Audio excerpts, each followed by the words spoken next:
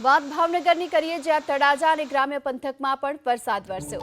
તળાજા શહેરની આસપાસના સખવદર, વાટલિયા, બાવઠી, શોભાવડ સહિતના અનેક વિસ્તારોમાં હળવાથી મધ્યમ વરસાદની શરૂઆત થઈ છે। તળાજા તાલુકામાં એકંદરે છેલ્લા 24 કલાકમાં 1 ઇંચ જેટલો વરસાદ વરસી ચૂક્યો છે અને હાલ તો આ વરસાદ ખેડૂતો માટે આશીર્વાદરૂપ સાબિત થઈ રહ્યો છે।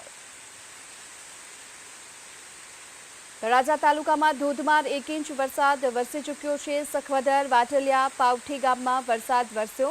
આ સાથે શોભાવડ સહિતના ગ્રામ્ય વિસ્તારોમાં પણ ધોધમાર વરસાદની શરૂઆત થઈ।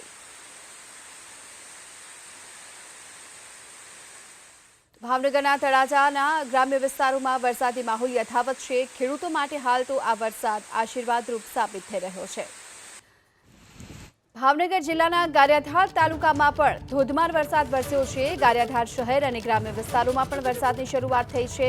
ચોમાલ, વાવડી, પરવડી, ચારુડિયા ગામમાં વરસાદ વરસ્યો। માંડવી, નવાગામ સહિતના ગ્રામ્ય વિસ્તારોમાં પણ વરસાદની શરૂઆત થઈ છે।